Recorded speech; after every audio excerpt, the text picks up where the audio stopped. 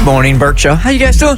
Doing good. Doing all right? Can't complain. How's everybody's Easter? How was your Easter? My Easter was pretty non-eventful, if you will. I don't know. Maybe I'm having a boring weekend because I have big plans for this upcoming weekend. I feel like I need to have that kind of balance. Yeah. Like you have to recharge that battery so you're ready to go for the plans that you actually have made. Yeah. So for me, I just kind of kept it low key. I didn't really do anything crazy. I saw y'all on Saturday. Yeah, you did. I went to a darty, as the kids say, Saturday afternoon, and then Sunday I just kind of like lounged around and went to Pilates and walked. What a balanced day Saturday was. You go over to Kristen's house where we're having an Easter egg roll with the kids. No, we didn't roll any eggs. We dyed some eggs and then we hunted for some eggs. Okay. Well, so we did that, and then you left that, and then went to hang out with your friends and party all day. I wasn't going to go to the danger, but then I went to Kristen's house, and I was like, I should do something that a 27-year-old would do on a Saturday. So, you know what? Thank you for the motivation to actually get out and be social. Because I went with Rebecca to this rooftop thing in Buckhead, and we had a great time. So good. It looked a lot of fun. It was so cute because thank you for coming. Love that you came and hung out with us on Saturday. But we were all in the backyard around the table with, I don't know, like how eight kids, something like that, dyeing eggs. And Abby came up behind me. She goes, I think I'm going to go now. Yeah. I was like, I think this is my time to leave. The kids are kidding, so we're taking off. I go, I think you're right. And then I check your stories later, and I'm like, she made the right call. It's so funny to watch the kids because like Kristen said, there were like 8 kids there, half girls, half boys. And as I'm looking into the backyard, there's a bouncy house there, which is equivalent for a 4, 5, and 6-year-old to a WWE ring.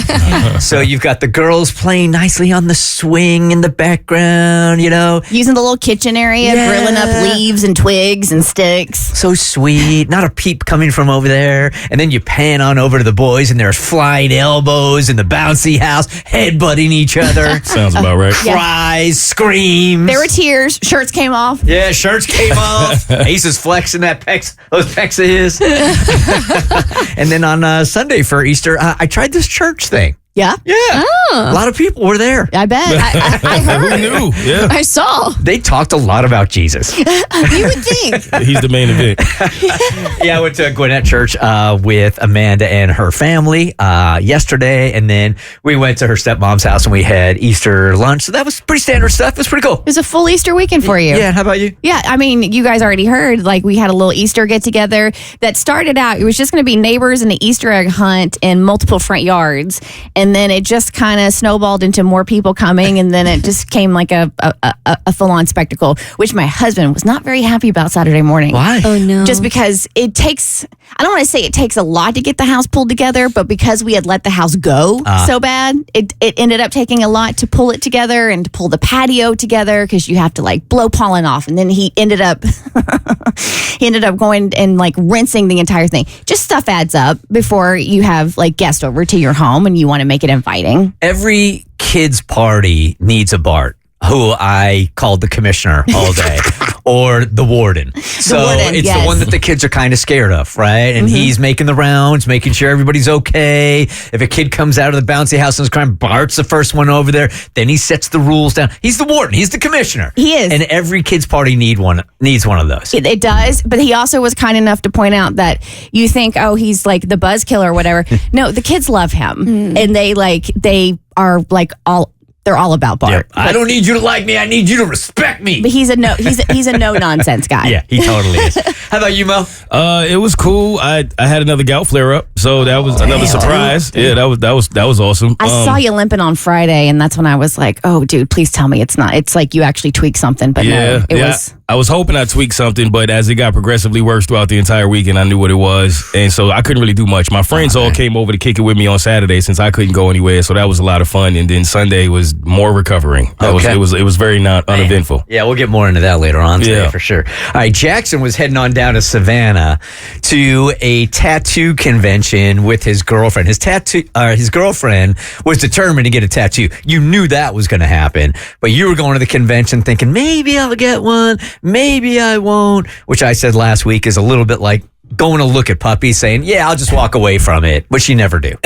Yeah, well, you guys were all having your fun, wholesome family Easter weekends. I was hanging out with a bunch of tattoo-clad heathens and in Savannah for a tattoo convention, which was actually a ton of fun. Is it the same as like the radio conventions we go to or the podcasting conventions that Cassie and I go to where they have like little stages set up and people are talking for 45 minutes about a different topic in tattooing? So it's at the giant Savannah Convention Center, and they do have panels, but those are all in like a separate room that you can go in and listen to people. And they do have like some, I don't know, there's like a ton of different things that you could do there, but the main event obviously is tattooing. So basically in the main area, it's a ton of different like individual tattoo booths essentially that are all open, and it's basically artists that are there that are either promoting their work or just tattooing people straight up throughout the entire day. Okay. Yeah. All right. So what was your mentality? She was going in there and getting it done, and you were like, maybe I'll get one, maybe I won't. Yeah. So she was finishing up a pretty big piece that she was getting on her leg.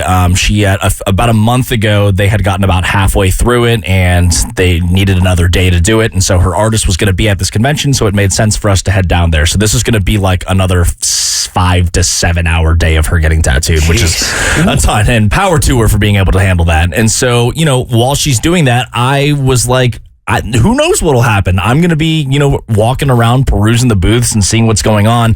A lot of people have their days booked out, but others have like, I'm available for walk-ups today if you want to. So you can just go up and just get something if you're so inclined to. Are you a little weary to get into a booth like that though? Because if they do have availability, is the first thought like, why? I 100% have that thought of like, is this a bad sign that you don't have, someone here? Like, shouldn't you be booked out today? But obviously that's not entirely the reason why all these artists are there.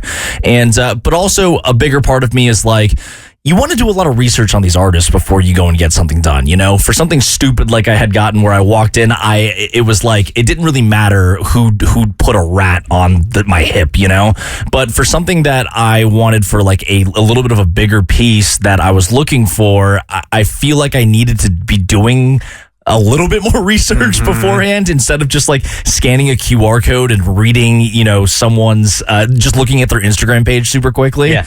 And so I was really, really going back and forth between a lot. And honestly, when you're walking by a lot of these booths, they have these kind of binders open, which are their flashes, which are designs that they've done before and that they're comfortable with. So you can get those pretty readily. If you want something like super custom made, that's like a much more detailed process, right? And so a lot of these look very similar as you're going through. Like they all kind of have like a very similar vibe. So it's kind of hard to make a decision on someone that you want to go with. But I ended up finding an artist that I really liked. The styling was a little bit unique. It was a little bit different, but he was booked up the entire weekend, which was also a good sign. So instead of me deciding to just go out on a limb and get something kind of reckless and just go for it, I decided against it out of my better judgment. But you got a belly button piercing instead. I did not get a belly button piercing instead. And I decided I looked into this guy, and I'm going to be booking probably with this dude, which I was really excited to actually find something about. But again, I was able to hold my tongue a little bit. Okay, good for you, man. Okay. So what did you do for all that time, Mitchell? Yeah. Oh, that's a great question. I was sat there and was moral support for my girlfriend for a while during it because she was going through it. It sounded like a lot of pain that she was going through towards the end of it. If you get a tattoo, and the largest one I have probably was 2 different 4-hour sessions maybe, while you're sitting there, it almost feels like, in my mind's eye anyway, it's just, think of it this way, as you have an open wound and somebody is putting something in the open wound and scratching along it over and over and over again. That's pretty accurate. And she's a trooper, though. I don't know how she's able to sit there and take it for that long. And then after she was done, I think I posted on my story, a lot of these booths have this thing where it's like a get what you get, roll of the dice. So they'll literally let you roll dice or like spin one of those like old like coin machines and like get a little capsule, and whatever image comes out of that, you get tattooed onto your body. And you pay, it's cheaper than like you get a discount, right? You get a discount. So normally for a flash it'll cost $200 for black and white, right? And then but they'll do a get what you get deal for $100. And she found a list of get what you get from one artist that she really liked and was like, why not do it? And so she spun the coin and she did it, and she ended up really liking it. Really? Great. Yeah, 100%. I was like, kudos to you. What was it? So it It was all Studio Ghibli themed cats, who's like this, very prolific Japanese movie producer and director. And so he has a lot of these animated cats that he really is kind of famous for doing. And so she was like, let's try it. And so she got one that was on there. I don't like that. Ain't no way. You just don't know what kind of mood the tattoo artist is going to be in, and it's Easter weekend, so if they have family issues, it's going to be a mom slapping a kid. Some of the comments I see when I'm traveling now, especially to Europe, some of the comments that I hear or the conversations I'm having about America are really bumming me out these days, man. It has been happening for years.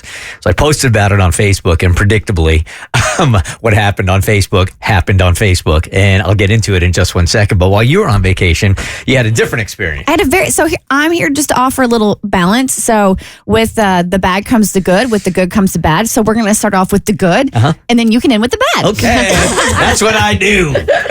So yeah, we were in the Keys for spring break, and there was a very, very lovely family from the UK. They were from London, and Jimmy was the same age as their oldest son. So Jimmy and Rafi were like thick as thieves the entire week. They were in the pool playing with their shark toys together, and then Rafi also has a little brother, Ruben, and Ruben was just...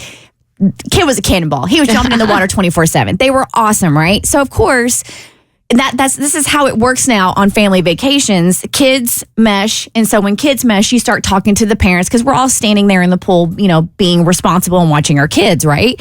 So we're talking to this lovely couple from the UK who, I jokingly said, "So you mean to tell me you took like a 15+ hour flight from London to Florida?"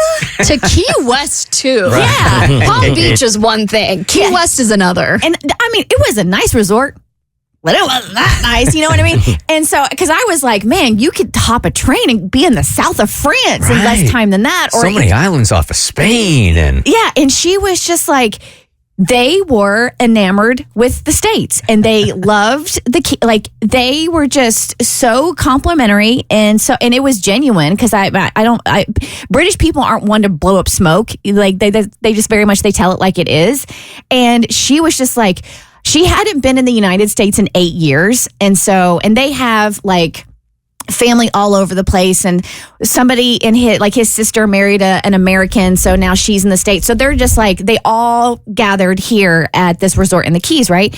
And she was just gushing about the United States and like how they can't wait to come back. And there's like the terrain, there's just so many different, experiences you can have, from like the Grand Canyon to the like from the mountains to the beaches and stuff like that. Yeah, how many times have I said on the show before, you never really have to go anywhere if you want to see like beautiful landscapes. Yeah. It's all here. Yeah. And so they were just like, they couldn't wait to come back. And they were just, and I'm looking around and I'm like, wow, have we become that jaded? Are we really not appreciating like fully what's around us and how fortunate we are to have what we have in the States? And I was like, all right, well, kudos to you. However, next time, see you in the south of France. Yeah, it just does sound more romantic to say that you're traveling. But yeah, we got it all here, man. I mean, good luck comparing like to the Rockies.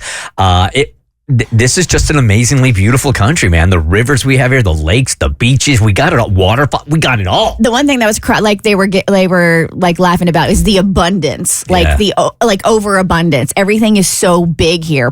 Like food proportions are so, everything is just large and in charge, and like the cars, the vehicles, just like everything. They found that highly amusing. You take some people that are visiting the United States to like a Costco or a Walmart, they've never seen anything like this before in their life, right?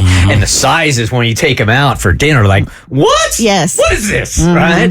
So I had an opposite experience, and I've been feeling it for years, and I feel like I've talked about this on the show before. I have tremendous pride in being an American. I really do.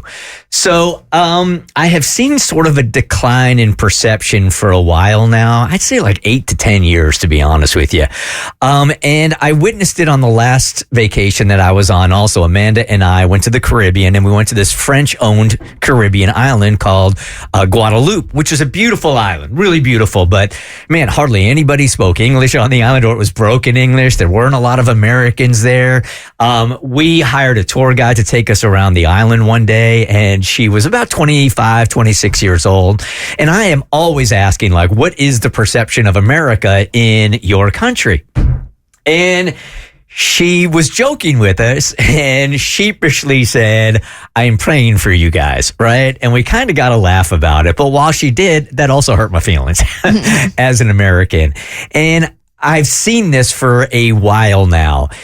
I think it started years and years ago. I think when people were starting to question me about our gun laws in our country, that's where I think it started.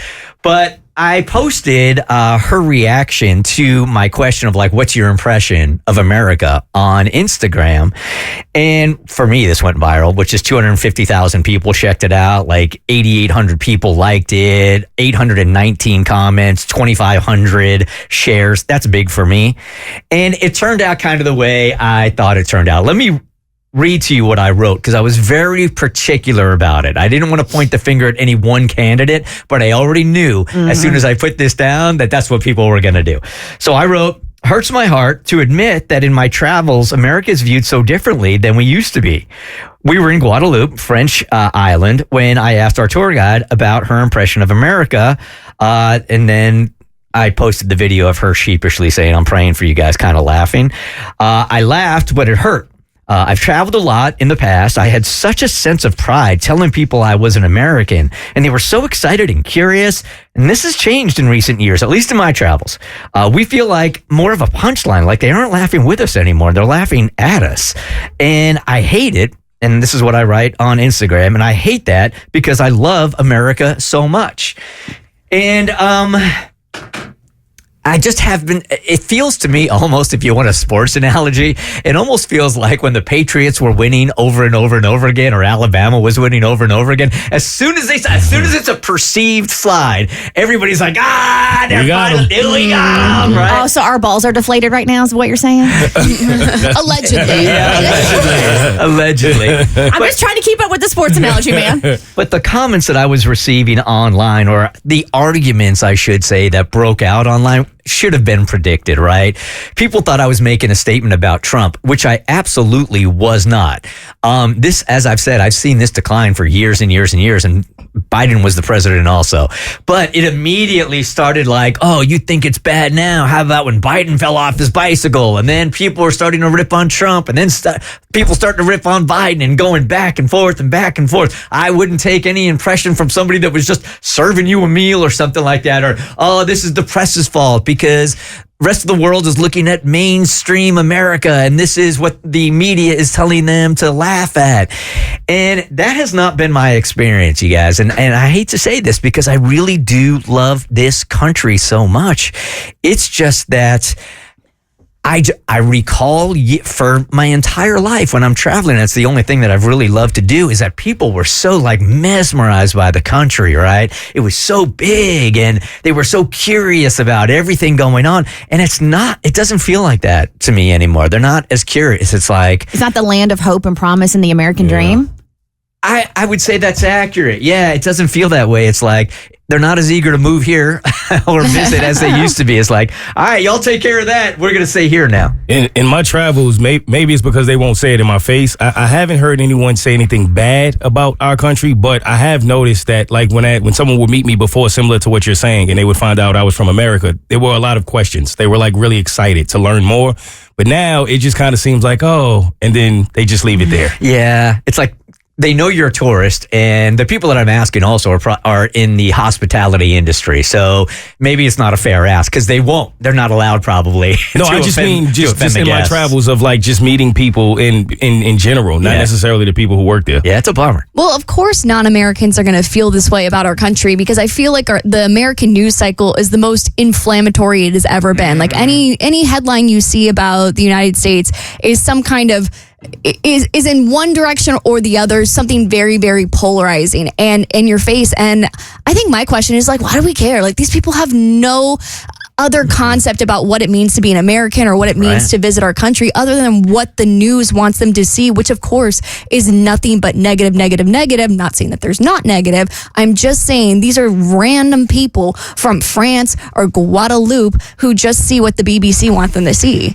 I kind of feel now when I'm traveling, it's not to brag about America. I guess it is. It's to be an advocate now more than anything else. Because like you say, they're seeing what's going on in our country through a different frame. And I'm thinking moving forward is that it's going to be my job as an American to go, it's not as bad as people are making it out to be, you guys. It's all on you. You're our ambassador. It's all on me. Well, you feel like it because sometimes when you're traveling, this might be the only experience that they actually have with an American. And that's why I'm so particular when I'm traveling to make a good impression, because this might be the only American that they ever have any interaction with. And I want them to walk away with that going, okay, that's a cool dude. That's a cool country. Cass, were you about to say something? Yeah, I want to go back. Do you really think it's not as bad as everyone else thinks? Because I am a citizen, but I was born in the UK. My family's British. And people don't want to come here because it's not a good country anymore. And I do love America. There's nowhere else I would rather live, honestly. But I think because of the news cycle, like Abby's saying, all of our issues are being highlighted. Mm-hmm. And not to say other countries don't have their own issues, because they do, and there are a lot of them. Don't get me wrong. But I think the shift has come where America used to be for the American dream, where you could start fresh, land of equal opportunity. And I honestly, the way the laws are, and I am not taking a political side here, I'm just saying in general, the way the laws are in this country right now do not afford equal opportunity for everyone. It is no longer the land of the American dream. It is a very tough place for immigrants to come to. And a lot of the narrative in the news is that we don't want outsiders here. We want only Americans. So if you're in another country looking at it, your country is issuing travel warnings for the U.S., advising you not to go because of gun violence. You know that the U.S. does not want immigrants or visitors like that. They know that women are not treated equally. They know that there are oppressed classes who are murdered or subjected to violence. So if you're on the outside, and like Abby said, you're getting these headlines, yeah, you're not seeing the beauty of the Grand Canyon or the national parks, or you're not even walking the streets and seeing how friendly like Southerners are and the community here. Of course they're going to see that, because they just see the U.S. slipping, but in a way that's sad. So when, your tour guide says, I'm praying for you guys, and it's kind of a laugh, I've seen a lot of comments saying that. And there have been protests in other countries for the U.S. specifically because of what's happening. So I think we also maybe have some blinders on, because we know the country is fantastic and we know the strengths and the beauty of this place. But not everyone knows, like Abby said, not everyone knows our country. But honestly, the image of the U.S. in the world, on the world stage, has taken such a hit that it is, I'm seeing like positive press for like Denmark and Sweden over and over again, because they are quote unquote doing things right. I still feel like for every time somebody wants to say something negative about the country or policy in the country, that I can swing back and say, yeah, but here's something pretty great about our country also. And I think that's great. And I do think that's the work that we should be doing when we meet people overseas. Mo, tell them what the week off celebrity challenge is. You came in here and promised us a week off with pay if everybody on the show, with whoever can come up with having the biggest celebrity call in and say hello on their behalf. All right, so this is going to take place over the next couple of weeks. You guys listening are inevitably going to vote on what you consider the biggest celebrity. But at any point during the show this week, we could be in the middle of a deep conversation. If we get a celebrity on the line, we're going to play this for you. We will stop what we are doing. We will break down. We will talk to that celebrity, and it can happen anytime this week. You guys been churning, working a little bit? Mm-hmm. It's been a busy weekend. That's what I figured. I had an Easter brunch to get ready for. I called some people. Okay. I tried to do a few things. Let's just say it's not easy. No. It's not easy. Turns out getting in contact with celebrities is really hard. Yeah. I hit up somebody who I thought was like a gimme, right? Yeah, no. Not so much. No. Huh? They were like, what's in it for the celebrity? And I was like, they get to have exposure on the Bert Show.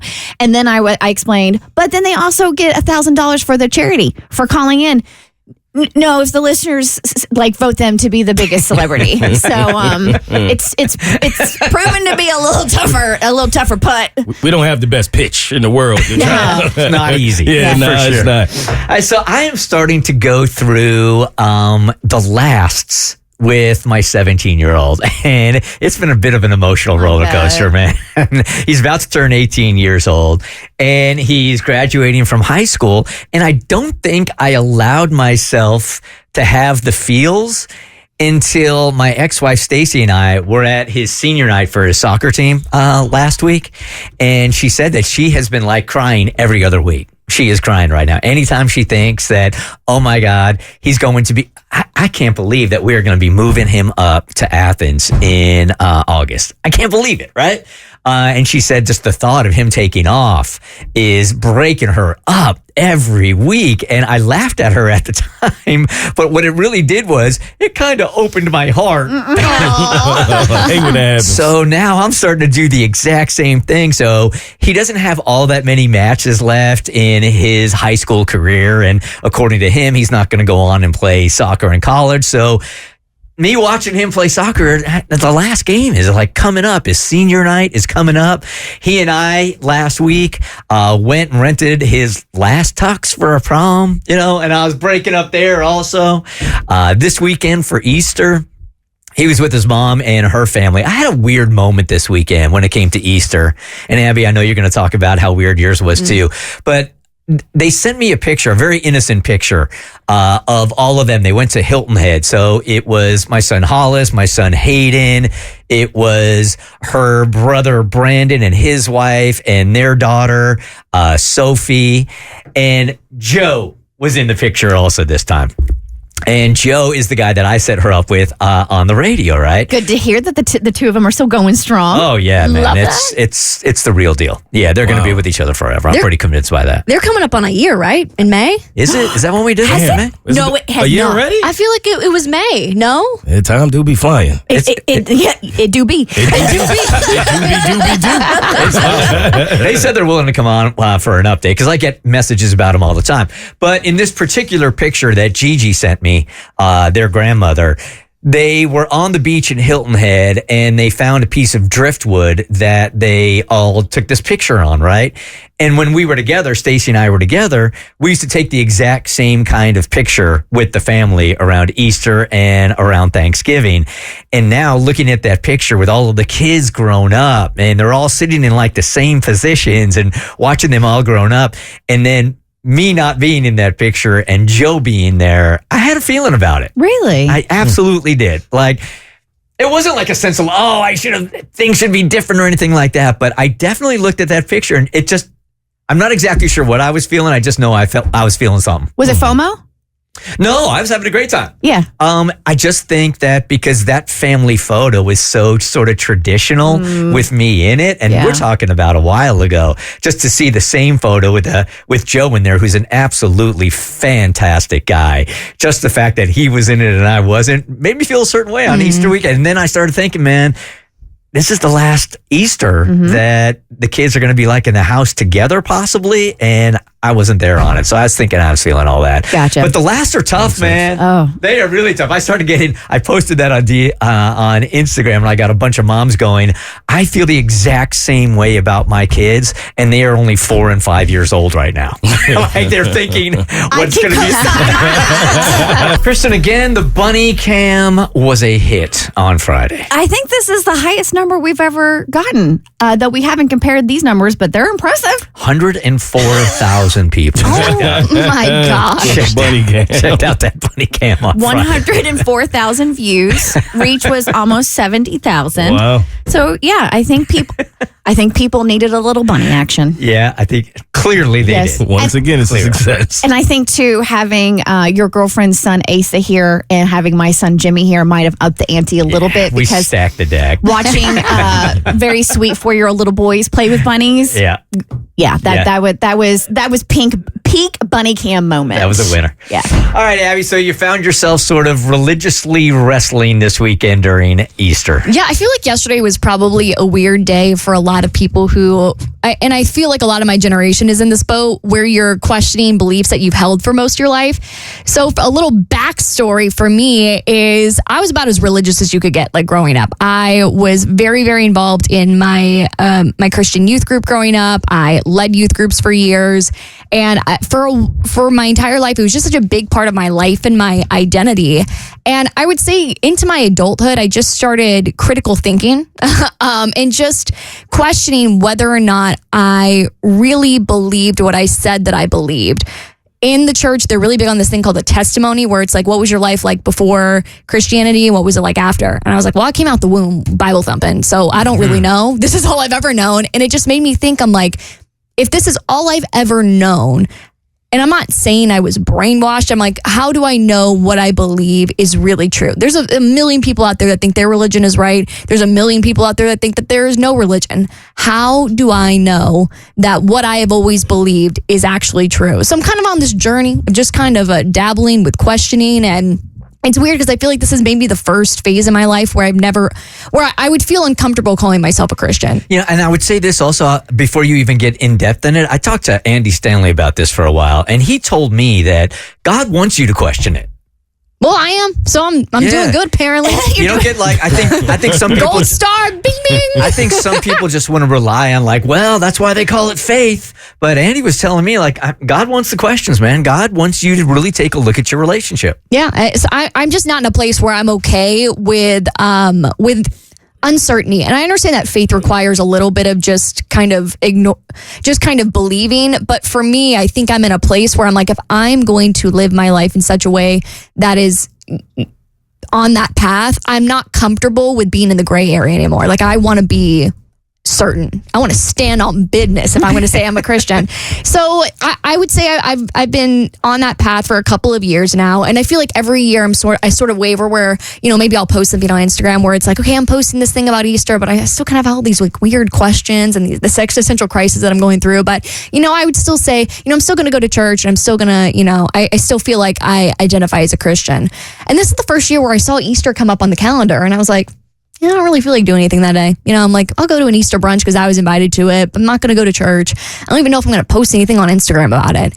And that was really weird because I'm like, it just kind of is a physical and life representation of where I'm at with my religion, where I'm like, I feel weird even posting Happy Easter because I'm like, I don't really even know if I feel like I can say that with my full chest, Happy Easter. You know what I mean? If I'm sitting there wondering if what the story of Easter, if that's even true, I do not feel comfortable saying like Happy Easter or celebrating in any way because it just feels phony, just feels fake. I feel like, what am I really saying Happy Easter for if I'm spiraling about whether or not I believe that what they say happened actually happened? And it's been frustrating for me because I'm not comfortable in not having progress in certain areas of my life. Like, if there's a problem in my life, like if I want to get more in shape, I go to the gym. If I want to learn more about a specific subject, I'm gonna watch a documentary or read a book or whatever. Like, I'm a very proactive and formulaic person, whereas like if I want to do something, I'm gonna do it. But when it comes to my relationship with God in church, I gotta be honest, I'm terrified to step back into a church because I am terrified that if I step back in there, I am going to walk in and be affirmed that I don't believe anymore. Like, I'm scared to go back in because I'm scared to not be what I've been my entire life. And I'm scared to not have direction or a moral compass or hope for the afterlife. Like, I'm terrified that I'm going to walk back into church and go, yeah, I think all my doubts are right. Like, I want to walk back into church and I want to have like the doves come down. And I want Jesus to like whisper in my ear and be like, I've been here the whole time, girl. But instead, like, I'm just kind of in this functional freeze of being terrified to do anything about it. And I think Easter really brought that out, because if there's one day you're going to go to church, it's Christmas and Easter. And I didn't even want to get remotely close to a church over the weekend. So it's a weird place to be in. And I think a lot of people are in the same boat if they're questioning their religion. Well, because your family was so religious and that's how you were raised, have you had any of these conversations with your family? Yeah, and I love my parents listen, so I'm not going to be mean about it. But my parents aren't very open about doubts. I think my mom is actually really like terrified that I'm going through this. And I don't know if it's because like she has a lot of respect for my opinion or if she's like terrified of me going to hell. Like, I don't know if it's one of those two things, but I think my family is a little bit more closed-minded than I am. And I am more comfortable questioning. I'm more comfortable sitting in what if what we believe is not right. I know it would be different, like what works for everybody and what this looks like for everybody. But for me, when I've ever had those moments of really questioning and doubting my faith and what I've been taught, because I remember me and my mom had a conversation once, and she would always tell me, pray over it, to the point where it was like, I need more than that. I don't know, like, pray over it is not the solution for everything. I do already, but I need more than that. And I remember her telling me, if you sincerely feel this way, talk to God. Like, go talk to him. And I was afraid to, because I'm like similar to what you said. What if he don't answer? He's not going to whisper in my ear like I've been here. And I was afraid to for a long time until it really got to the point where I hit rock bottom and I did not believe anymore. And I did just that. I talked to God. And no, he didn't whisper in my ear, but there were things that happened after that to where I felt like he did answer, and it helped me when I was at that place of really needing to believe in something that I always had.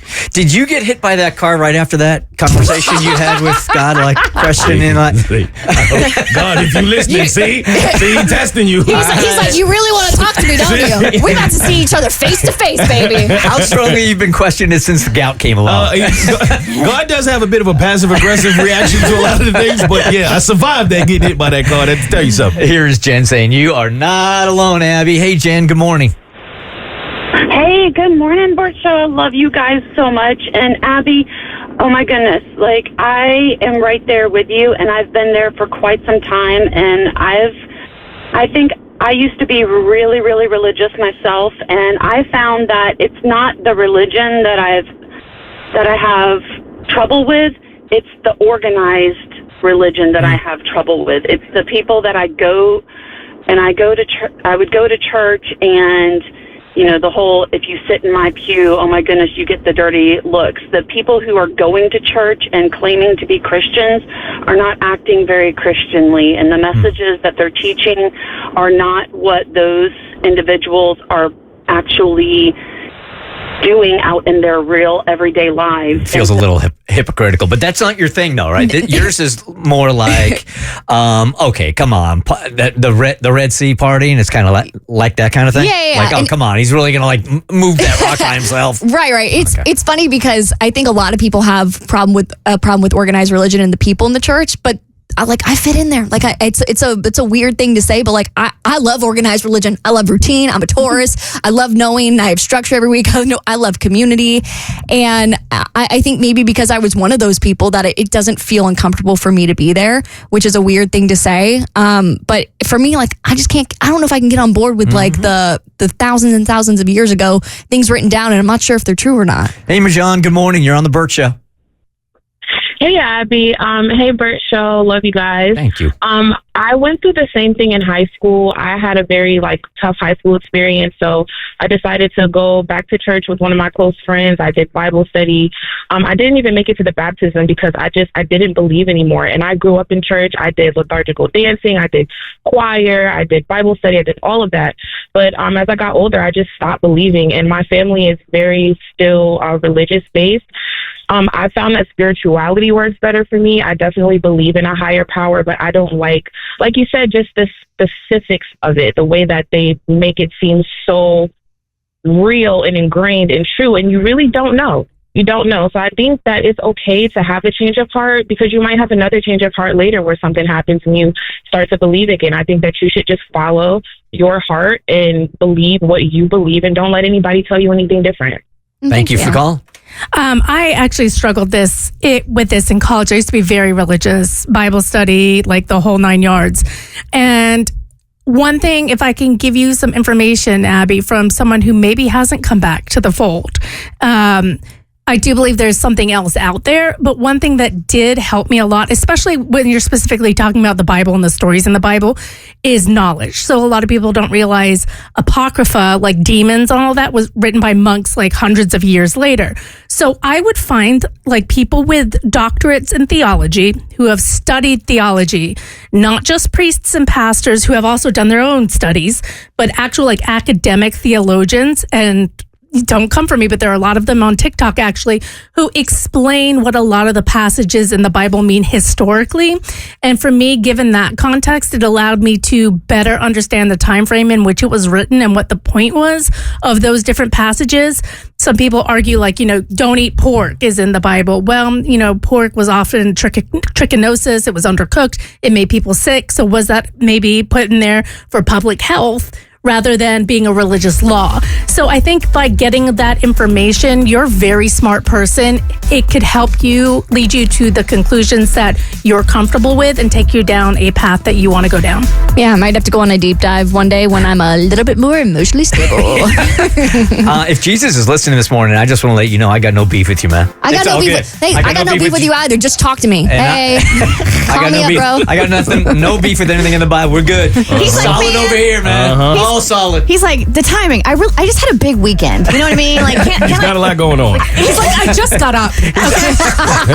All right, Bert Show listeners, this could be fun if you help me out here. 1-855-BERT Show.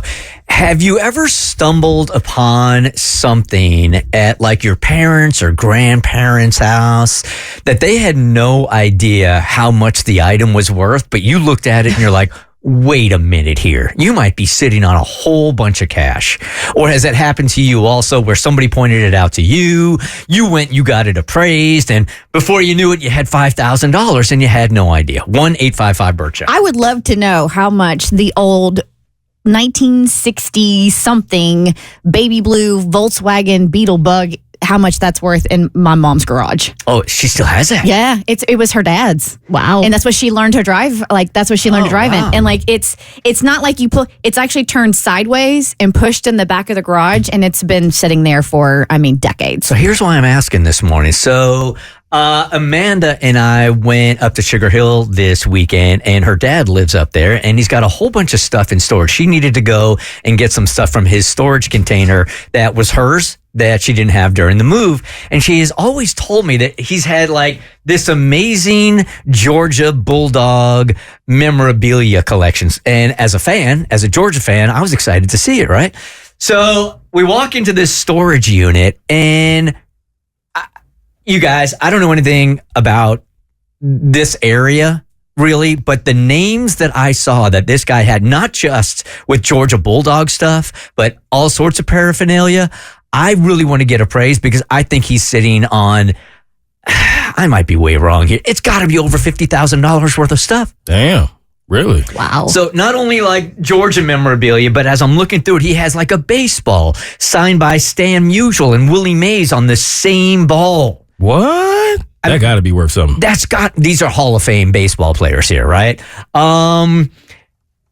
He had memorabilia from the Titanic. He almost like collects this stuff over the years. Like from the original Titanic. What does he have from the Titanic? It was like a little Is it the heart of the ocean? It did look like some kind of jewel or something like that. From he has it labeled Titanic, and it's in like a little itty bitty bag, and that was it. Just having that lying around is wild. Right. What is he doing with it? It's just sitting in his garage? Sitting in storage. Wow. Okay. Some of the other things I can remember. A picture, a signed autographed picture from Jesse Owens. Oh, fastest man in the world. That is legendary. Back in the day, right? He had the actual front page, not a replica, front page of the New York Times the morning after Pearl Harbor. Oh, wow. Wow. And it's in a frame. So I know, like, when it comes to collectibles, if it's like all safe and it's behind a frame or something, then it's going to be worth more money. He had pictures and autographs of Hall of Famers that you probably wouldn't know, but Mel Ott, Al Kaline, just one thing after the other. Boxing gloves, Muhammad Ali signed boxing gloves, Tyson stuff, Chipper Jones, like rookie card or something like that. Crazy amounts of stuff. So I'm going to try to get an appraiser, the same appraiser that we had come in here a couple of months ago, to go on over to a storage unit and see what it's worth. I'm telling you, dudes, I'd be shocked if he didn't have less than, $50,000. Wow. Especially since he kept it in good condition. That's some legendary stuff. Yeah. Good morning, Jamie. You're on the Bert Show.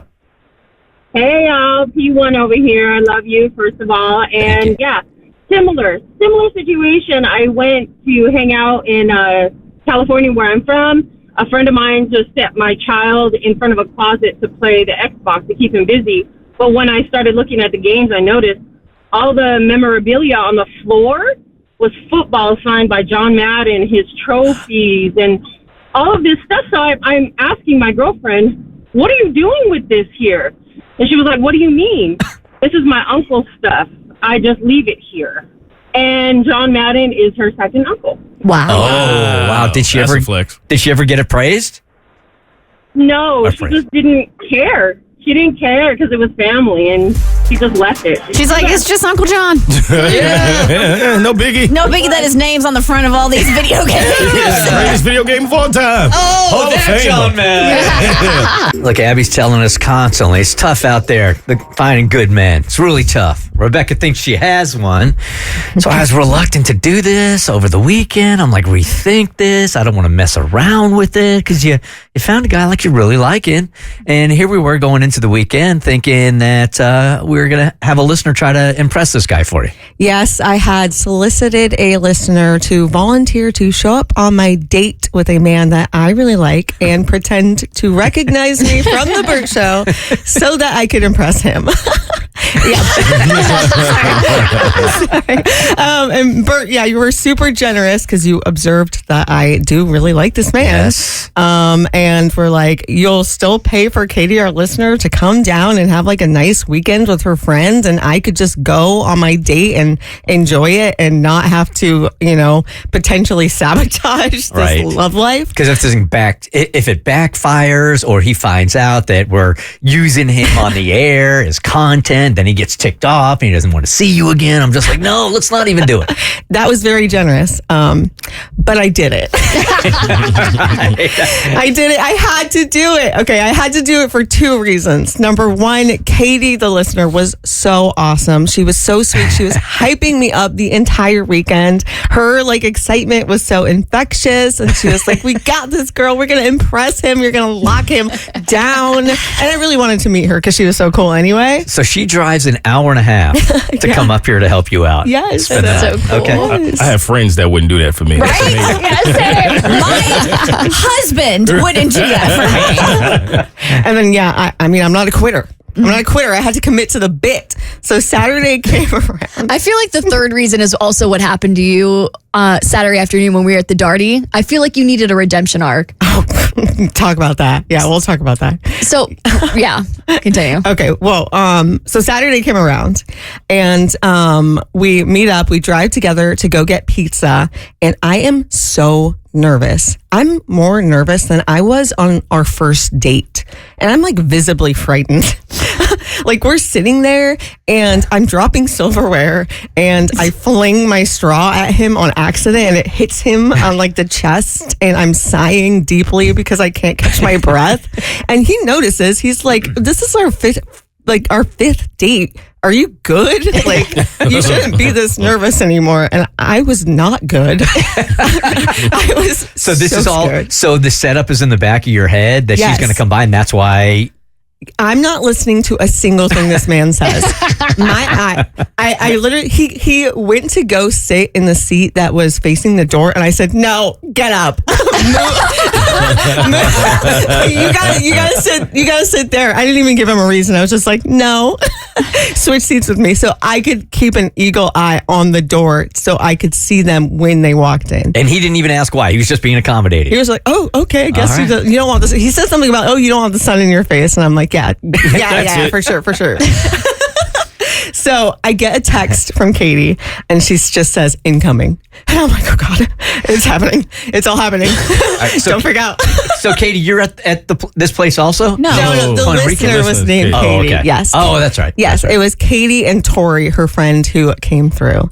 And so I see them walk in, and I'm like, okay, you big freak, be cool. Not Katie, me. I'm talking to myself in my head. I'm like, be cool.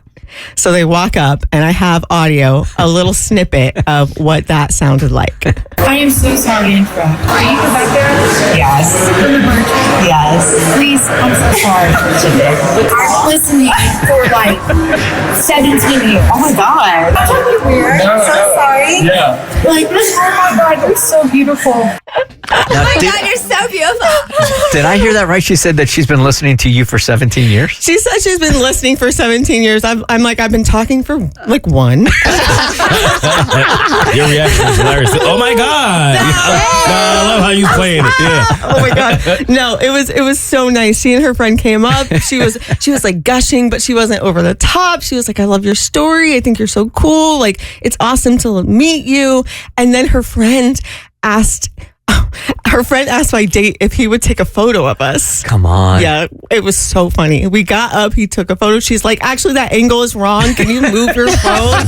Ordered him around. And he was like so cool about it. It was the funniest thing ever. He was really confused, but he definitely had the spirit.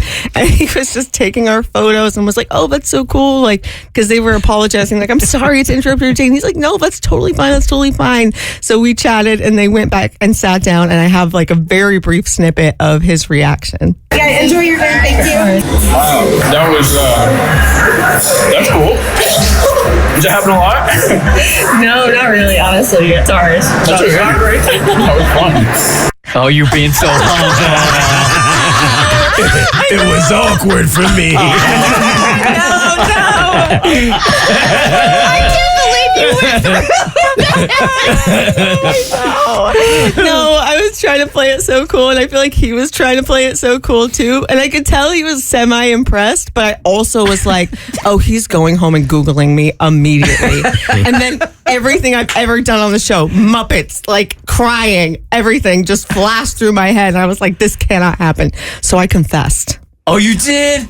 No! I confessed to him. I know. Rebecca Lancaster! No, this is the smart thing to do, because as somebody who's in the same boat as Rebecca, where men, once they find out what you do, Google you immediately, you got to get ahead of it. As soon as we got back into the car, oh my God, I told him that it was all a setup so that I could impress him on our date. Oh, no. And I after I let him in on the entire thing, I have a recorded debrief of his thoughts. Rebecca is a lunatic and I'm never talking to her again. Bye. Actually, that was really funny, but please don't do it again. I thought they worked there, and then I realized quickly they didn't, and then I was like, oh, she must know them. I knew she worked in morning radio, but I did not know that she was going to get recognized at a restaurant, which was very funny and interesting. And then it was funnier when I found out the truth. Even though I found out from this that she's insane, I do still like her. Aww. Oh, God. Oh, my God. She's in love. You guys are made for each other. Right? You like giggling and kicking my feet over here. Now, the funny thing is, the next time you guys are out and it really does happen, he's going to go, really? Again? We're still here. Yeah. I really wish I would have had the forethought, like on Friday, to make this a prank on you, have her approach you and go, I can't believe you said that about The Hobbit. And then spill a drink all over you. Oh, my God. Now, how does this play back to the Darty? Oh, I feel like we need to make Rebecca a local niche internet micro celebrity, because she got so violently humbled on Saturday. So I got invited to this party that was taking place in Buckhead that I went to after Kristen's big Easter brunch on Saturday. And so I was like, oh, Rebecca, she's my one Jewish friend, so she's the only person who's not like hanging out with their family this weekend. Let's go have a party. So we go to Beso in Buckhead, and we're hanging out on this rooftop. And we're having a crisp DC, a crisp Diet Coke, and I'm wearing sunglasses and a thick spray tan. So I don't look anything like how I look when you look at the Facebook videos. Like I'm in my hot girl alter ego. But this girl who's about our age comes up to us and goes, oh my God, Abby, like I'm so happy you're here. Like I've been listening to the Bert Show for 15 years. Like it's so cool to have someone young on the show. And I go, oh my God, this is a P1. They've been listening for 15 years and they love the young people on the show. So then I turned to Rebecca and I go, look, Rebecca's here too. And then the girl looks at Rebecca and goes, okay. And then turns to me, and we have an exchange, and then she leaves, and I go, oh, maybe she doesn't know Rebecca. Maybe she's a P2. Maybe she's a P3. I don't know. She was confused. She was confused at who I was, and I was like, this is what I deserve. This is the humbling that I need. Right before I pretend that someone recognizes me in public. God giveth, God taketh away. Olivia is on hold, and she's going to give us the update from Texting Tutor on Friday when we texted her friends with benefits to say, hey, we want more than just this. You open to it? And he seemed like he was open to it. So let's find out how it went over the weekend in a second. Mo, I need you to tell me again what the show is that you started watching that you love so much.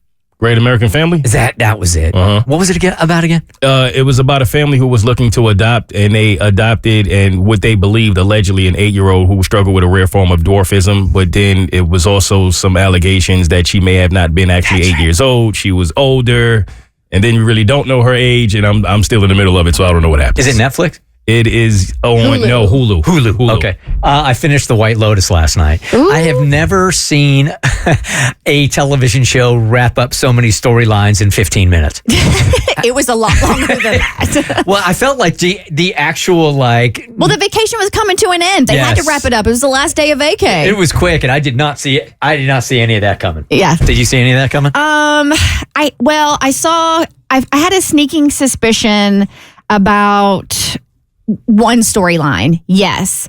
But as far as the 3 girls, did not know where they were going. I was pleasantly surprised by that. And then the family, I had no idea how the husband, wife, and 3 kids, I had no idea how that was going to wrap up. I was more relieved that the brothers just talked about it. You know what I'm saying? Yeah. They just talked about the yacht than anything else on that show. All right, so texting tutor from Friday. Good morning, Olivia. Good morning. How are you? Good. All right. So we helped you on Friday. Text your friends with benefits to see if it was time to take something up to the next level. There was some weirdness here also because he had messed around with your older sister in the past too, right? Yep, that's right. So y'all helped me, and I kind of sent him, some flirty texts telling him what I wanted to talk about because we had plans to get together Friday night. So thank you for helping me figure out all that. And, our combo, like yours and mine, was really the push I needed just to get the courage because we actually did have the talk Friday night. Okay. So, yeah, it was good. I went over to his place and, we knew what was coming because of the text back and forth. And we just sat on his couch with nothing, like no electronics, no TV, no phone, no distractions. Whoa, what? This is serious. They really need like him. For friends with benefits. We were just nervous, and he lit a candle, which he's like, "This is not on purpose," but I think it was. I think it was ambiance. But yeah, I just told him I couldn't keep doing friends with benefits, and that it just wasn't casual for me anymore. And he smiled, and it was just like a sweet moment. And he just said he felt the same way too for a while. Great. But he didn't want to pressure me or make things messy, especially because of the sister situation, which I'm so glad he brought up, by the way. Or I'm glad I brought it up rather, because then he brought it up in person, and I don't know, it just, clearing the air about that, at least between us, felt right. And he just said, I want to actually give it a shot. So we're official. Oh, you shot your shot and it went in. Yeah. It's like best case scenario right here. All right, so let's talk about the immediate future here. Mm-hmm. When do you talk to your sister about this? Well, that's the hard part. I mean, this is my sister who, it was very short and casual between them, but I know she's going to flip out. And, we're close. I don't want her to feel betrayed. And, nothing happened behind her back, of course. But, I just can't keep it a secret now that it's real. She's my sister. Mm-hmm. We're very close. I think I need help now figuring out, how do I tell her? What's the right mix of, honest and direct, but, soft and kind and please don't murder me, All right, so I think we defer to the Bert Show members that are women who have sisters. So if Rebecca can grab a mic in there, Cassie, so you are the older sister, but let's just say, so you have a sister, she comes to you and tells you, a guy you hooked up with years ago, we're forging a relationship. How does that conversation go, and how do you receive that message? I think I'm a weirdo in this scenario. She would probably be very hesitant. She probably wouldn't tell me until it had been going on for a year. And then I would be like, that's cool. Awesome. It doesn't bother me. If it was a nasty breakup and I still like was either emotionally screwed over by that guy or I had feelings about it, then I would be like, man, I'm not really cool with that. But if we just like dated and went separate ways, I can genuinely tell you I would not care. All right, Rebecca, you have 2 sisters, same situation. How do you think this would be received? Well, first I would say him. Because my history is not very cute. But I think I would be similar to Cassie. I would give my blessing. It's kind of cool. That sounds weird, but it is almost like kind of cute almost to like have Is it to have your sister date a guy that you used to have relations with? Are you kidding me? The fodder you would have for the rest of your life about her getting your sloppy seconds? Exactly. Yeah. I wasn't going to, I'm glad you brought this up. I don't think it's cute. I'm going to interrupt. Okay, cute was the wrong word. It's funny. It's funny and silly. Yeah, I wanted to bring this up because it was in the back of my mind also, but I was going to let one of you guys do it. I'm glad you did. You're welcome. So, Olivia, that it doesn't like not weird you out, but it's just a little weird that he's been there and now he's going to be here. Yeah, it's a little weird. Yeah. Not weird enough, apparently. Stop. Yeah. The heart can't help what the heart wants, Bert. I don't know if it's the heart that wants something right now. 2 things can be true. So long as you're cool with it, it doesn't much matter. I think handling it with brutal honesty with her, it sounds like it was just a couple of months. Like she wasn't in love with this guy. There wasn't real loss there. I think she's supposed to be like, big deal. Yeah, and that's not you have expressed, Olivia, that this wasn't a serious relationship. This wasn't a boyfriend, wasn't a fiance. It was a fling. It was like a summer fling. However, there was intimacy, and I would just be, if I were her, be like, wow, I did them, and now you're doing them. That's weird. I'd hit her up and ask for tips and tricks, and then definitely make sure this guy knows that your mom is off limits. Some sisterly advice right there. Yeah, this is where it stops. Don't try to run through more of the family than this. All right, here is Bree, who wants to be on The Voice Disguiser. Good morning, Bree. You have some advice. What is going on? Good morning. I've actually experienced this firsthand. My grandmother and my grandfather actually met on a double date when my grandfather was originally going out with her sister. So they ended up getting married and having my mom. And it's never been awkward. So. Oh, okay. There's hope. All right. They were freaky back in the day as well. Yeah. Freaky didn't just start yesterday. Some things never change. Okay. Yeah, I think our advice is just come clean with her, and it's not going to be a huge deal. But we could be wrong. Does she do that? That's a one-on-one combo in person, correct? No, we should text it. Facebook Messenger. Sooner than later better, or later than sooner? Well, now that they're official, you got to. Yeah. Talk to her as soon as you can, okay? And just send her a thoughtful GIF. Hello? Yeah. All right. So if you didn't hear on the news this morning, the Pope passed away overnight. We were all kind of shocked this morning. Yeah, Abby was the one that broke the news. Like, it literally happened this morning, like around 6 o'clock or something like that. Hard-hitting journalist Abby Murphy coming to you with the big Pope news. I was telling these guys off air that my son's supposed to be in Rome in the middle of May. So I wonder if he's going to be there while they are picking the new Pope. Mm-hmm. I don't know what that process is like or how long it takes usually, but he's going there in the middle of May. That'd be unbelievable for him. He's going to Rome with his class. It's a senior field trip.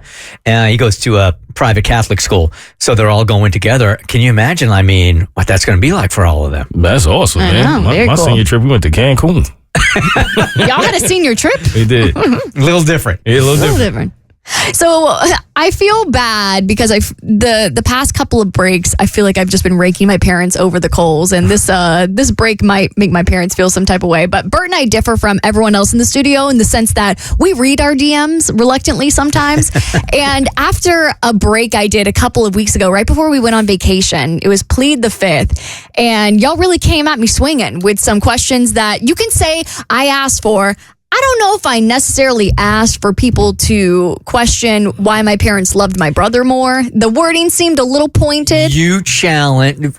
This is on you. You got what you asked for. You can't come down on them for the question. You called the Absolutely listeners' not. question stupid. Yeah, you literally said, "Come after me." I didn't say come after me. I'm just thinking about it. You literally said, "Come after me." It was facetious, Bert. Come after me is more of a term, a phrase. rather than like actual come at me. Sound like backpedaling. And I was just, listen, I was trying to super serve the listeners. I mean, how many times can I rank the youth group from favorite to least favorite? I give you the same answer every week. I'm just thinking about those ratings tanking, and I'm like, let's give them something good. I love how you say you're super serving the listeners, but these were literally questions the listeners asked and what they wanted to know. Well, they should start listening to the segments because I've answered those questions before. They just phrase it a little differently. I don't want you to put this uncomfortable thing on the listeners when you said, hey, make it uncomfortable for me. Well, they made it uncomfortable in my DMs as well. It didn't just stop on air. So during our Plead the Fifth segment, which is a segment where you guys try to come after me, and then when you don't come after me, I ask you to come after me, and then I get questions like, why did your parents love your brother more? And I have to answer why my parents loved my brother more, which is really fun to talk about on air. So after that segment, I was surprised at how much it struck a chord with a lot of the parents that were listening. I think I expected to read a lot of DMs from second favorite children being like, oh yeah, I felt the same way growing up. And I got a lot of DMs from parents, which I'm very grateful for. I love the rapport that I have with people in my DMs. So I really hope that you don't take this as like I'm coming down on you. But I do want to be honest about how it struck a chord with me, even if there were positive feelings associated with the relationship between DMing with you as well. But I got a lot of DMs from parents that were like, yeah, I noticed that I favor one child over the other. And I'm so appreciative that you talked about your experience because I don't want to have that effect on my child. I think you nailed it when you said he was the easier child. Right? He was the easier child. I can admit to that. And it's tough because you feel like it's your fault, growing up. But I was a kid. Like I was a child. You know what I mean? Like how are you supposed to come down on yourself when this is your first time living, your first time existing. But you also have to give your parents grace in the sense that like this is their first time being a parent too. Like this is their first rodeo as well. But when I was getting all those DMs, and I got quite a few, I probably got at least 10 or 11 from parents that admitted to me, and I'm so grateful for you feeling comfortable enough to share that with me and reflect on that. But I got a lot of DMs where they said, I have one child that I know that I don't speak highly of frequently, or I just have a harder time parenting them because they are more difficult. And they said that what I vocalized was what they were trying to avoid. So these are really, really self-aware parents. But admittedly, when I was reading them, as grateful as I was for the experience that they felt that they felt comfortable being vulnerable with me, there was a part of me that was like, oh my God, like it sucked seeing it and writing that that's something that parents actually experience. That even though I know my parents love me equally, it is frustrating to know that is an experience that people actually feel, that they have that favoritism, even if they're not going to admit it publicly to other people. Oh, yeah. Maybe they're just going to admit it to people privately in their DMs, that you have children that you like more, you like less. And then it's not just in my head. I think that was a weird thing to experience on paper. Well, your friend Domino, I mean, jokingly, but not jokingly. From a standpoint of a parent, granted, I have an only child, so I can't do it from that. But from having a sibling, I feel like, yeah, your parents love you equally, but like you more or less depending on the day and what's going on. And you said Domino used to say that and used to tell his girls the rankings, be like, all right, this one's in the lead this week because she did XYZ. You need to pick up the slack. He came on and talked about it. Yeah, he did. He's like, hey, don't get all bummed out. I mean, you could be in first next week, but this week, you're in second place right now. Oh, I think that's a little bit different than maybe what I experienced and what these parents are experiencing, where to me, it wasn't like a week-to-week thing. Like my brother was the favorite this week or I was the favorite the next week. Like I was pretty consistently always the least favorite. Do you know what I mean? I think that's a little bit different than kind of being like, well, you got an A+ on your spelling test and you were really good at your recital and you were very well behaved at that dinner, rather than kind of constantly feeling like you're the second favorite. Yeah, and as a parent, and I know I've explored this from both sides also. And like you said, our parents, it's the first time they're doing it. They're doing the best they can. But the ramifications of that also will hurt us later on in life when, if we feel like we're not good enough when we're younger, we will feel like we are not good enough when we are older. Yeah. And it's an interesting thing to dive deep into that, because I think that really built a lot of the framework of how I live my life and probably why I got into this career field, like searching for exterior validation and respect from other people. Like if you don't feel like you're getting that inside the house or even with your peers, then you're going to go to social media or you're going to go to the radio to try and fill that void somehow. I mean, something I talked about on the radio a long time time ago. I do feel your pain to a certain extent. My brother was the golden child. I mean, he's the Marine. He's the first responder. He got married first, had grandchildren first. Like it was a whole thing growing up too. And something I saw a psychologist was talking to a guy talking about how his sister's relationship was more complicated than his relationship with his parents. He's like, I find it so weird because we were both raised by the same people. And the psychologist stopped and he's like, no, you weren't. Like, if she was the first, she got a different set of parents than when you came around because they have experience, and you're getting them in different seasons of life. You're getting them in different seasons of their relationship. One might be coming in when you're financially struggling. Another might come in after they have, been more financially established. So if you think you're being raised by the same parents, you are not. Like siblings get different versions of their parents. Now, my question for you, I have an acquaintance, and it is, from my observations, painfully obvious she has a favorite by the way she speaks to one child compared to the way she speaks to another. Is this something where you just have to bite your tongue, or do you say something? Close friend? No, it's not a close friend. I wouldn't say anything. I wouldn't. Yeah, I would leave that. I'm just looking at one kid and being like, man, you're going to need so much friggin' therapy. I mean, I can relate in the sense that I was raised with two younger sisters, and I certainly believe that I was the child that was raised the hardest, and they were the hardest on me. I think a part of that is because I was the oldest, the only boy. I think it was a little different, but I always saw it as like positive, because I feel like it's why I'm so driven and so ambitious, because you were looking to get what you didn't feel like you got and your siblings did. And that's the only way I looked at it until I went to therapy and learned there was a lot of trauma behind it too. I am so incredibly happy that my parents disliked us all equally. The Bert Show.